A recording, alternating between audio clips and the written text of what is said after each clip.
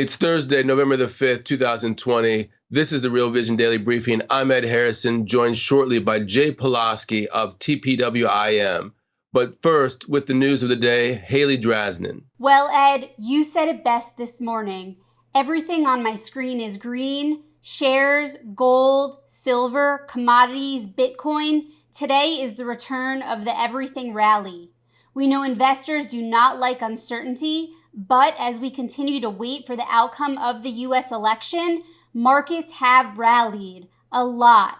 The S&P 500 is on track to extend its sharpest rally in a week since April, with tech stocks leading this at the vanguard, NASDAQ surging. While treasuries rode the wave yesterday in an odd move defying risk parity, today they hit the brakes with a mild sell-off. Bitcoin we're seeing is soaring, the VIX is down a bit. Investors are appearing to coalesce around the idea of a divided government. Markets have been rallying as Joe Biden and a Republican-led Senate gain swing state votes. What only a few days ago was considered a disaster outcome. History has shown us that since World War II, stocks had the highest gains when there was a Democratic president and a split Congress. With a divided government, Biden would have difficulty passing legislation aimed at regulating tech companies and also raising corporate taxes. Senate Majority Leader Mitch McConnell has said Congress will pass a stimulus package by the end of the year. It's looking like it will be around $1 trillion, smaller than the larger package both the Trump administration and Democrats proposed. But the chances of a deal seem to be rising. And with a divided government, it was considered, a doomsday scenario. The race could still change, however, and the economic backdrop remains murky amid the coronavirus pandemic. We're seeing a K-shaped recovery continue to form. This gridlock might be good for markets and investors, but a lot of pain remains for small business owners and the unemployed. It's a pessimistic outlook for jobs. When we look at the new initial jobless claim numbers that came out today, they remain stubbornly high. 751,000 jobless claims were filed last week. The jobless claims number was revised the week prior at 758,000. This is on top of data released Wednesday from ADP, which showed companies in the U.S. added fewer jobs in October. It makes it seem that net job growth has downshifted materially. The Labor Department jobs report comes out Friday, tomorrow, and it is expected to show more loss in momentum for job growth. Let's note this is all before any impact of a fall-winter COVID wave can be felt in the numbers. The future of the economy depends on these key questions. What happens with the virus and stimulus? How quickly Americans start spending again when it comes to travel, restaurants, and entertainment? And whether the contested election will spark social unrest.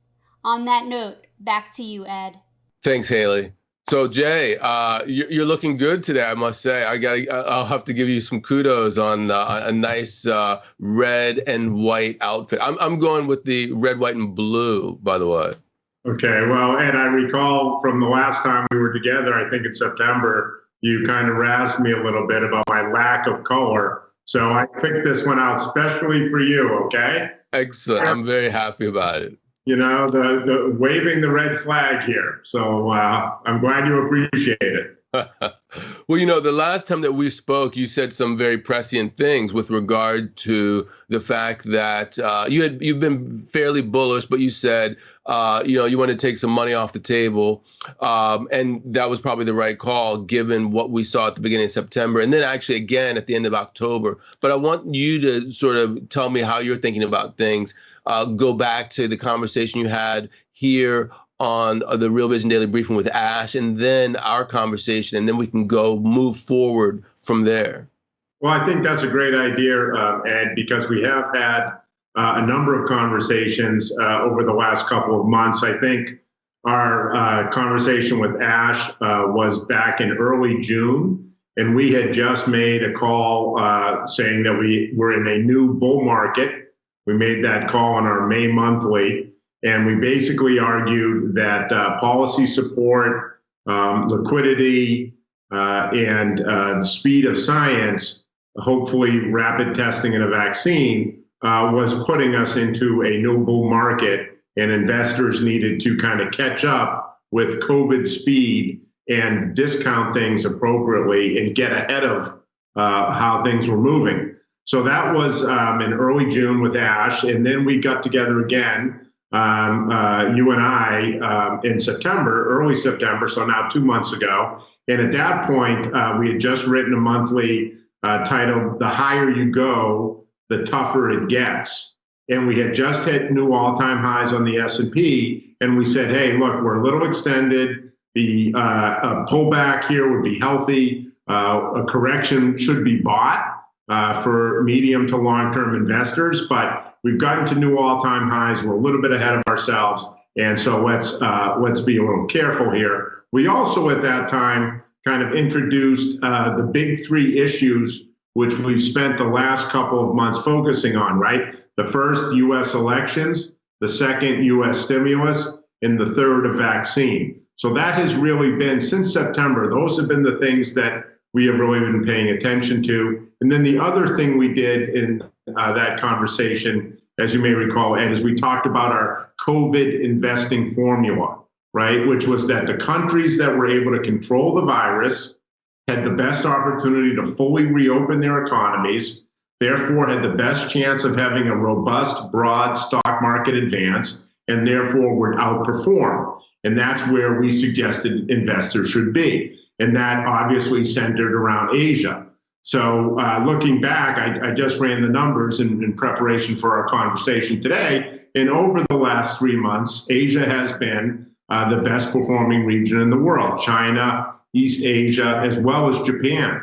Japan, which no one ever talks about, nobody likes, is up 9% over the last 3 months, outperforming the S&P, outperforming ACWI, outperforming the emerging markets. So that COVID investing formula has really worked well for us, and we continue to like Asia. So now, today, where are we? We've been focused, our latest monthly, you always catch me very nicely right after the monthly, so I'm all, fizzy with ideas and ready to discuss. So kudos to you and your booking team. But the title of our monthly was Clarity Cometh, Are Ready? And basically arguing that that time frame to get clarity on those big three issues of election, stimulus, and vaccine was imminent. It is right in front of us. And so last week, our weekly, we write a weekly musings. The title there was Peak Uncertainty with a question mark, because I had just been on Bloomberg with John Farrow and his show on the Open last Thursday, a week ago today. And so we were just discussing last Wednesday's action, right, where the S&P fell 3%. And I was saying to John, I think that was the point of maximum uncertainty. And, you had the European lockdowns. Everybody was freaking out about that. European equities were trading back to where they were in May, in the spring. Okay, European financials had been crushed. The U.S. was down 3% on the day. Nobody really knew what was going to happen with the elections. Stimulus was dead. And so I was making the point then that you want to be buying into that.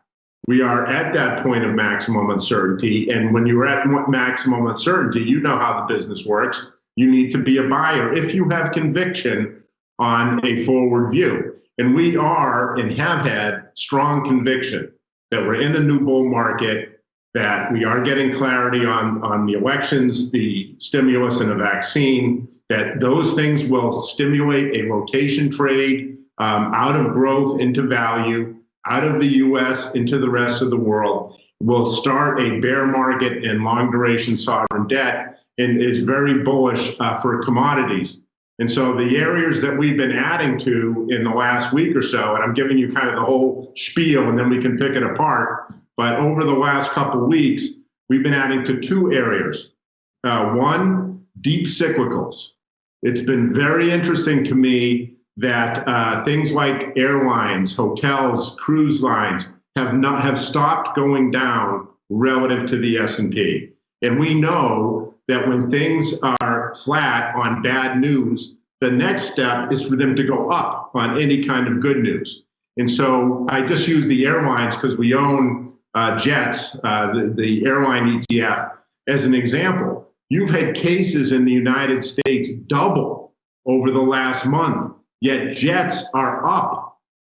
So, I mean, that tells me that they're not going to go down. And if you get stimulus and if you get a vaccine, they're going to trade sharply higher. And the second thing that's going to trade sharply higher is oil. So the other thing that's really been bombed out, is pretty widely hated, is crude oil, right? Everyone wants to talk about climate, sustainability, green energy, and we like green energy. We like clean energy. We own some of that as well. But what's really mispriced, so the risk reward here, given that we're a point or two away from all-time highs in the S&P again, risk reward, what's really appealing is the stuff that has very little risk and is demonstrating that, like the airlines, like oil, and has lots of upside reward if we're correct in our view that 2021 is going to be a global economic boom, a boom year for the global economy. And if that's correct, there's no way that Brent is going to trade at $38, $37 like it was a couple of days ago. It will be trading in the high 50s, the low 60s. So those are the areas of opportunity where we're actually have been adding to in the last week or two, things like deep cyclical airlines and oil. Very interesting. And, so I want to go into the three parts that you were talking about, the election. I want to talk to you about stimulus, and I want to talk about the vaccine. Maybe we can go in that order because I think that's what's on people's minds in terms of the election. And we talk about clarity or lack thereof. It does seem like we have a little bit more clarity now in terms of the election, although I might say the Senate is relatively unclear. But it seems that we're getting more clarity with regard to what's going to happen, except for the court cases with regard to the presidency, faster than some people had assumed. Well, how are you looking at the election, and how does that affect your positioning? Well, Ed, one of the old adages in the investment business is it's better to be lucky than smart, right? So my view was that we were going to have a blue wave, and markets were going to do very well with that, particularly risk assets and equities, anticipating a large stimulus, and bonds were going to sell off aggressively, worried about the same stimulus. And so that obviously has not come to pass, but we were and are fully invested in equities and pretty much max overweight equities at this point. And so that's been great, right? We went into this because of what we just touched on, right? The lockdowns in Europe, the lack of stimulus in the United States. We went into the election at the most oversold condition in over 100 years. You have to go back to the election of 1904 to find a similar stage when the market was as oversold going into the election. So the reaction of the last couple of days was predicated and built upon that sell-off that we had in the prior week. Like we just talked about, a week ago, the S&P was down 3%. Now today, it's up 3%. All right, so we have a little bit more clarity. I do think the presidency is going to be called very shortly. One of the important things you touched on, court cases. Our view is that because of all the litigation that was done pre-election, there's actually very little to litigate post-election, absent the Pennsylvania situation, which is already in front of the courts, the absentee ballot case, which is already in front of, I believe, the Supreme Court. So if it boils down to Pennsylvania, and if it boils down to absentee ballots in Pennsylvania, then maybe we will have that dreaded scenario of things going all the way to the Supreme Court. Absent that, it's all been litigated about what's an acceptable ballot, how long will the votes go for, how long will they be counted, notwithstanding what the president has said. All that stuff has already been determined, and you've seen that as we've gone through the last couple of days. Vote counting continues. It's a steady process. So I think investors have taken comfort from that. And obviously, investors have taken comfort from the idea of a Biden presidency and a Republican Senate, which looks like that may be the way we end up. Or as you and I touched on, there's still the potential of runoff races in Georgia that may not really actually settle the Senate until January. So that's an open question. But I think it's quite clear that investors are okay with the trade of slightly less stimulus because it's not a blue wave in return for less likelihood of big tax increases, which people were worried a Biden administration with the Democratic Senate would force through. So clearly, let me interrupt you there for a second, because I think there are two potential things that people are thinking about that you touched upon. One is what I would call a chaos positioning that's being unwound because, you talked about the maximum oversold. I mean, that's a discrete outcome, i.e. people were buying out of the money puts and things of that nature. Then there's also, and they were also buying calls on the VIX and things of that nature as well. And then there's the whole thing about divided government being positive. Those are two different narratives. And I think that over the coming week, we're going to find out which one has legs, or maybe they both have legs. I mean, when you look at those two, which one do you feel actually is much more representative of the price action that we're seeing both in stocks and in bonds? I think it's the latter, the kind of the split government, because you had obviously the bond market, the treasury market unwound, the blue wave, right? I think the 10-year got as high as 95 bips overnight, and then unwound it all the way back to 75, 76 in the space of one trading day. So I think that clearly it demonstrates the taking out of the blue wave massive stimulus position. I think people have likewise unwound all the chaos positioning as represented by the fact that the S&P is up, 6% since last Wednesday in a week. So that's a pretty robust performance. So to me, and I think all that's appropriate. I think we have gotten through the election.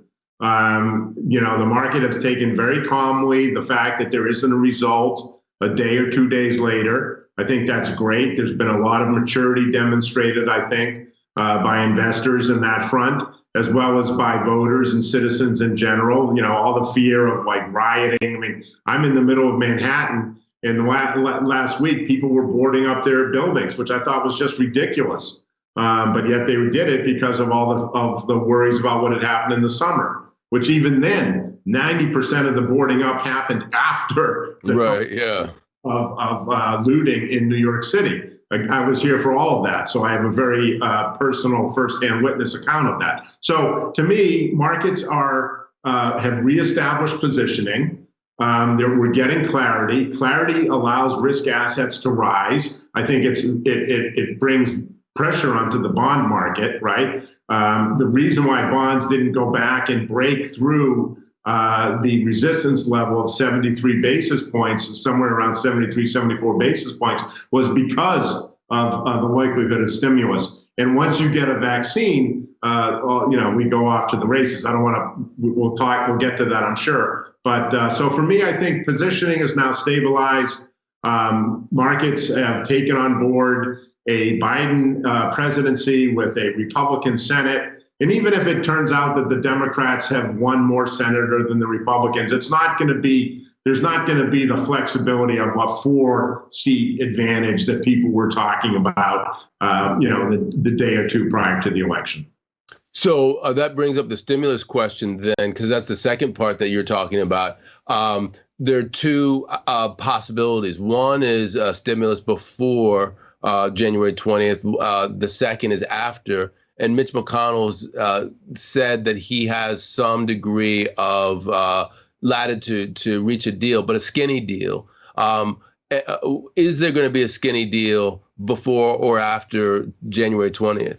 The amount of paper that was, amount of trees killed talking about skinny deal, big deal, pre, post, it's just off the charts, right? I mean, to me, it doesn't really matter. And more important is there will be stimulus.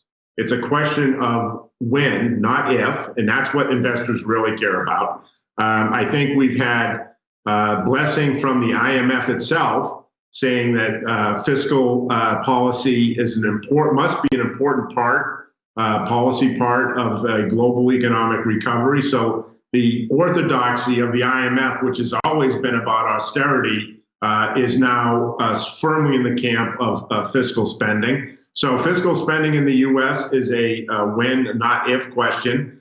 And by the way, when you say when, I mean, could it be too late? Could that when come but after it's needed? Yeah, I was just about to say that the human component of it, the human suffering, the human need is there and has been there. And so that's an important consideration that we should have a deal. And it would be great if we got a deal in the lame duck session. That would be both politically wise and policy wise. Whether that happens, I really have no idea. Whether if it comes a month later, that will still be fine for the market. But what it does do, Ed, is it flips the positioning of whether we're going to know about a vaccine first or stimulus first, right? And I think that's the subtle point which most folks haven't cottoned on to yet. We're likely to know about a vaccine before we know about a stimulus. And a vaccine is even more powerful for what it will do for portfolios. And I've talked about how the portfolio that led us in the first 6 to 9 months of the year is not the portfolio that will lead us out of the year and into 2021. And that vaccine will be one of those things that, as we say, catalyzes the rotation trade and capsizes the bond bull market. Well, with regard to the vaccine, I think you and we talked about this just briefly before we got on. I was telling you that there was some alarming news coming out of Denmark about mutation and mink farms and all this nonsense. The question is what does that mean, especially with regard to also people not actually wanting to take the vaccine on, to the efficacy of a vaccine? Is this going to be a buy the news type of scenario if a vaccine is, because the market's supposed to be forward looking. Yeah, exactly. We have, I guess I'll say two things, start off with two things.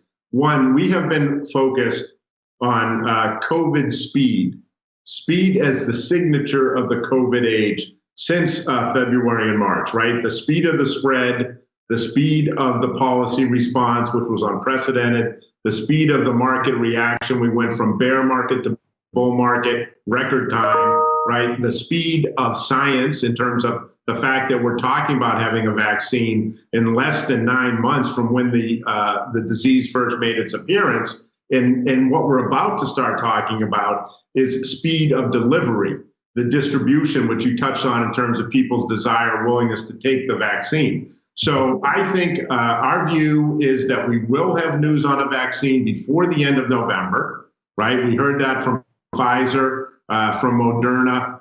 Importantly, both those companies and others who are also in phase 3 trials, whether it's in China or elsewhere in Europe, also producing their vaccines at the same time as they're going through the test. So Pfizer the other day, for example, said they anticipate having 50 million doses available before the end of 2020 and over 1 billion doses by the end of 2021. And so I think that importantly, the vaccine we're likely to have news. It's likely to be positive. One of these different vaccine trials is likely to be successful. The distribution, I think, is going to be better than a lot of people expect, right? If you look at how poorly the U.S. has handled COVID and the second wave in Europe, I think there's a lot of skepticism around the ability to produce and distribute a vaccine. And then your question about will people want to take the vaccine? I am a bullish on the capacity of the global logistics system to distribute a vaccine. I think that's probably the most well-oiled part of the global economy, and people forget that. And then as far as people taking the vaccine, obviously that's going to be up to individual people. And speaking personally, I don't think I'd have any problem taking a vaccine that's been approved by the scientific community. And so, but your point of, is it a buying, what does it do for assets? I think unequivocally, markets will react aggressively to news of a successful or unsuccessful vaccine trial from the big names like Pfizer and Moderna. If it's that's positive for equities, but negative for bonds. Just about to say exactly that. It will stimulate risk asset appetite in a major way, and it will be extremely negative for bonds, which, by the way, means very negative for tech. So here the subtle point again is that, as we said a couple of months ago, rising rates, stimulus, and a vaccine, which lead to rising interest rates, is kryptonite for technology. It completely destroys the work from home thesis.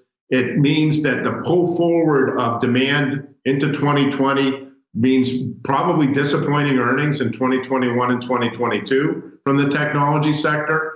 And it also means that those rising interest rates will lead to a revaluing in a negative sense of the cash flows of the big tech companies, the big five that make up 25% or so of the S&P. So that itself then helps catalyze the rotation trade away from tech and growth to cyclicals and value, to financials, industrials, energy. It also suggests that people should allocate away from the United States.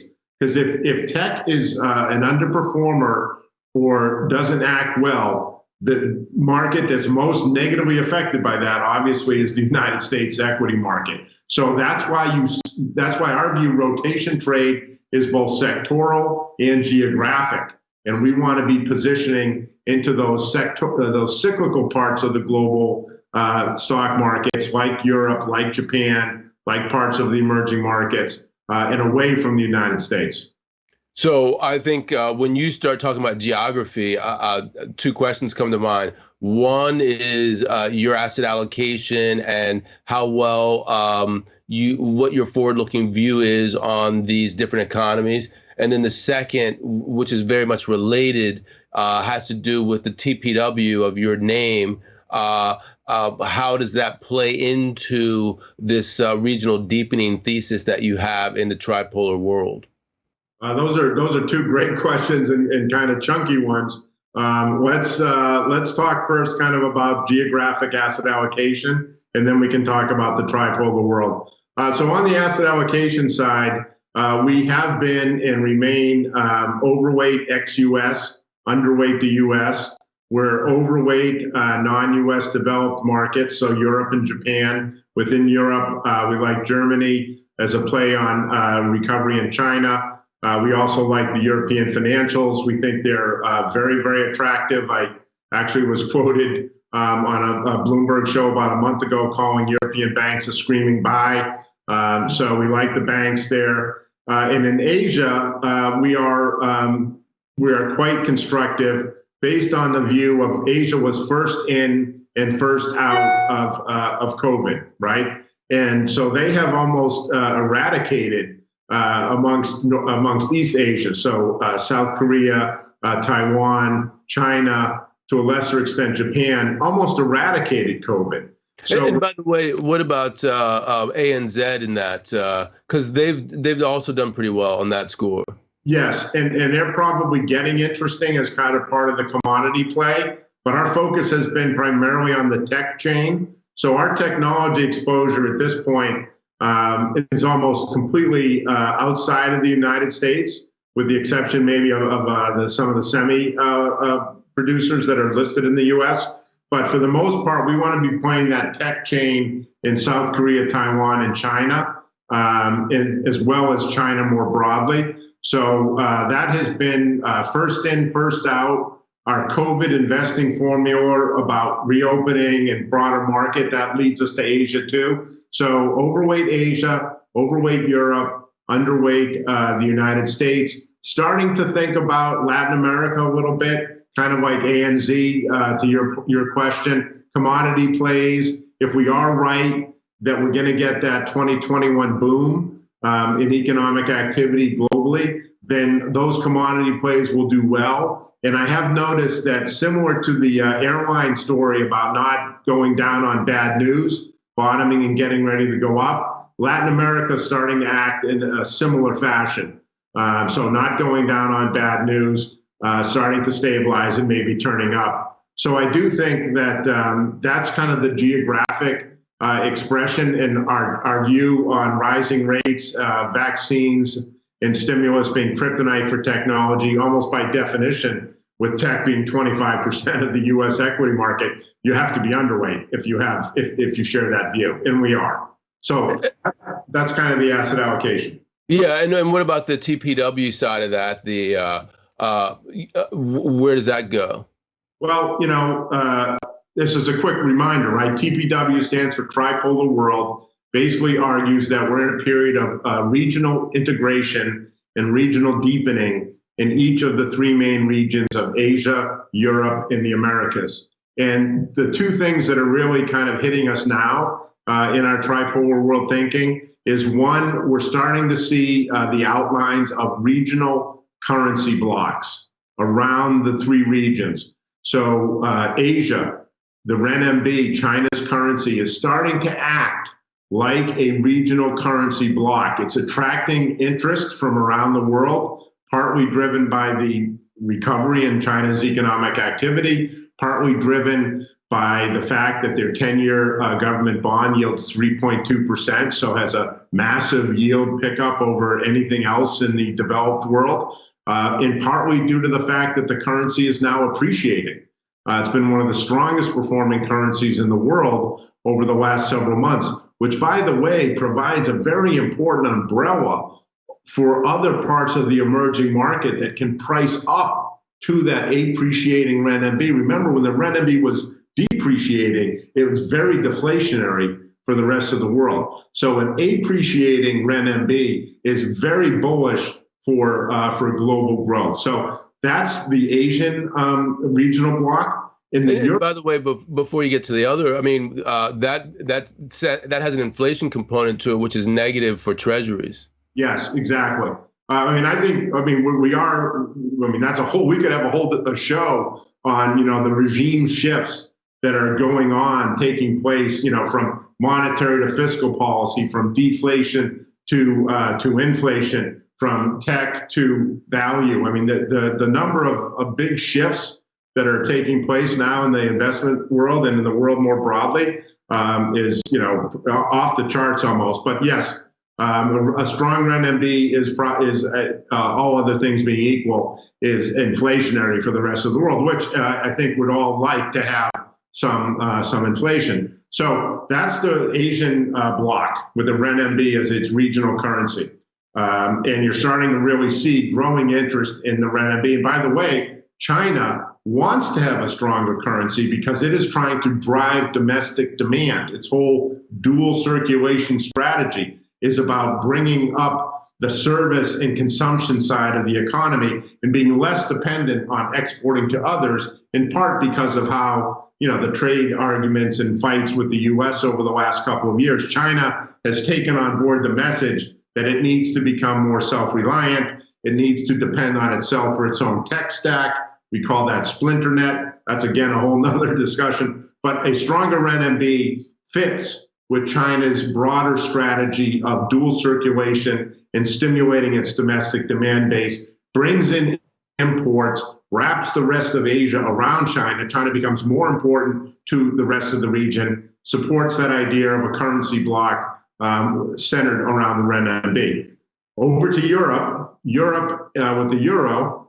Notice that you don't hear talk about people leaving the euro anymore, right? That is definitely yesterday's news. I'm very constructive on Europe. I think Europe has the chance to own the decade of the 2020s.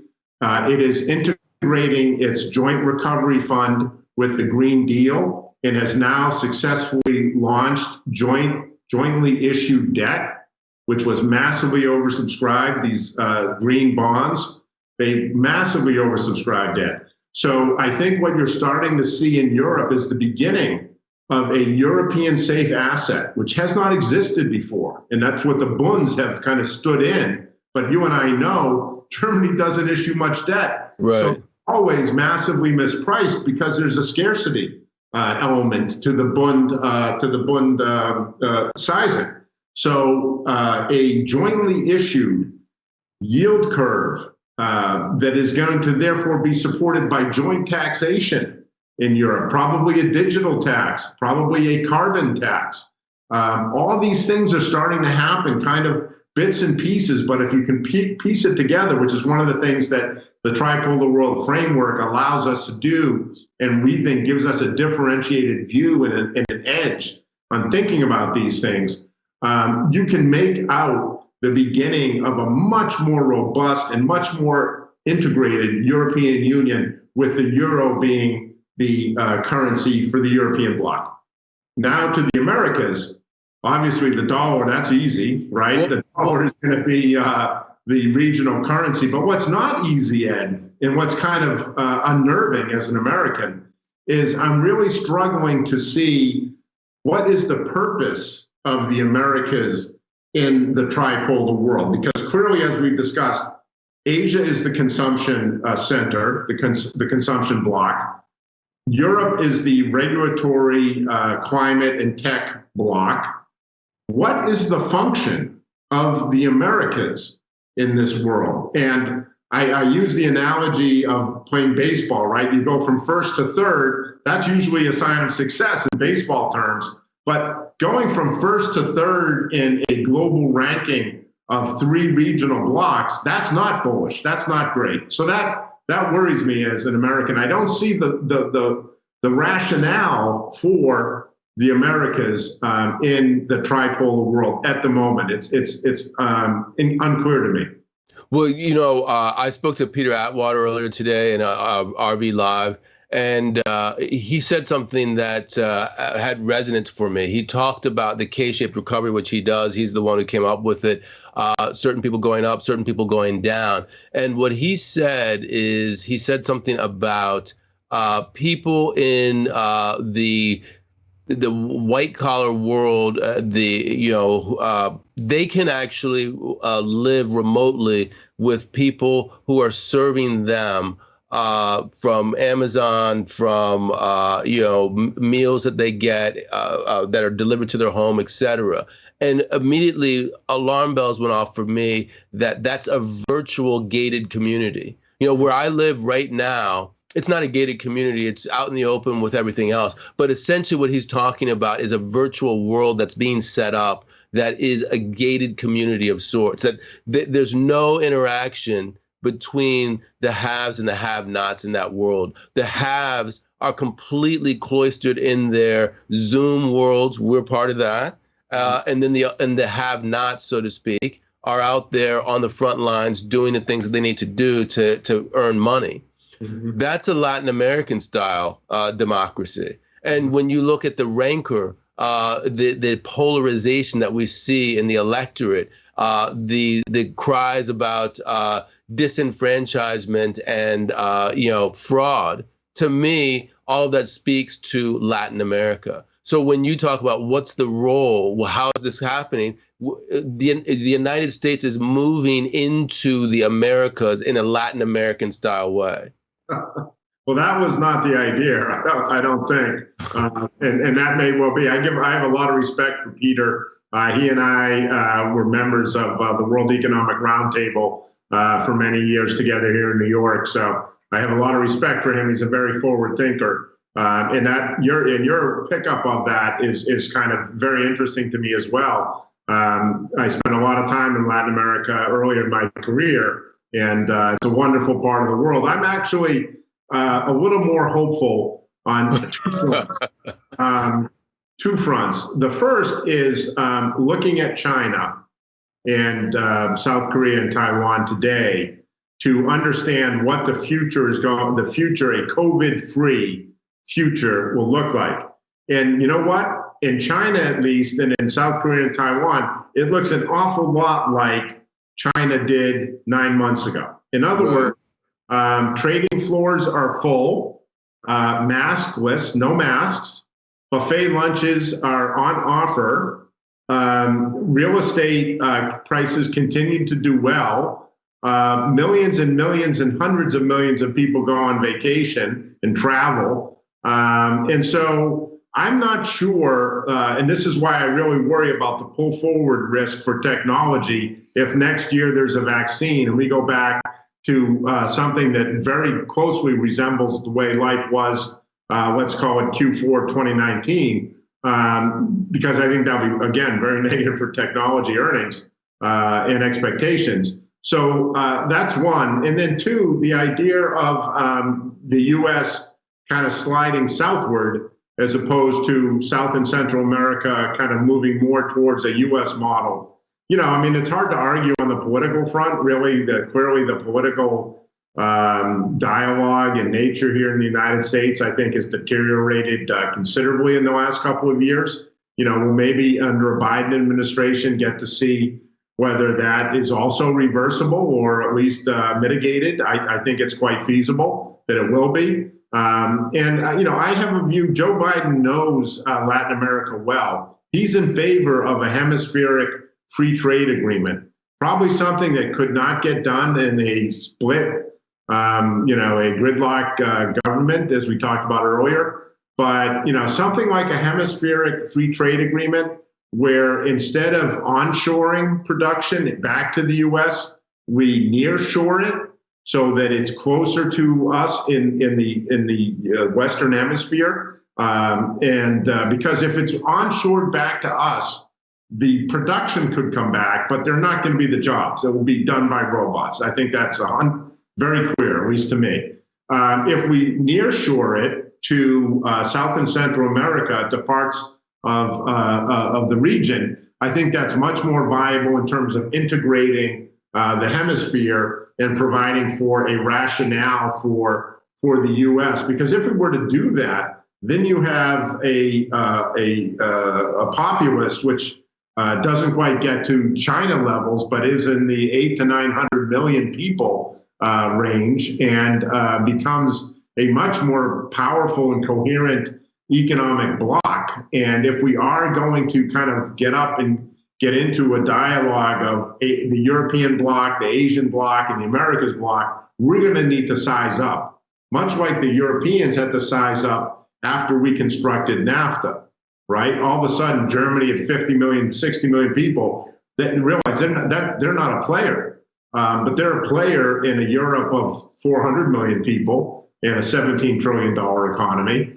And much as we at 330 million people are not really, at least in terms of demographics, a player relative to Southeast Asia with 1 billion plus people growing more rapidly. So, you know, I'd like to think that the next couple of years, we're going to be talking about a hemispheric free trade agreement for the Americas, which I think could be very, very constructive, not only for the U.S., but for South and Central America as well. Good. Well, you know, I'm going to leave it there today. Jay, very positive comment. I'm looking to see people are as bullish as you are in the comments below when we post this at 6 o'clock. And come to realize usually not. But let me leave with one thing, and if we're going to leave it there, you know, I do think that for the next time, let's make sure we talk about 2021, a global economic boom. I think that's an important thing to think about as we approach the end of the year. I found very helpful the service PMIs in China and the United States, manufacturing, liquidity, stimulus, and a vaccine. Rates go higher, stocks, tech goes lower, rest of the world outperforms. Yeah, and let's do that. Actually, let's invite you back for a end of the year summary / forward look sometime in December. That would be wonderful. Love to do it. Enjoy being with you and with Real Vision. Thank you, Ed. Good to talk to you.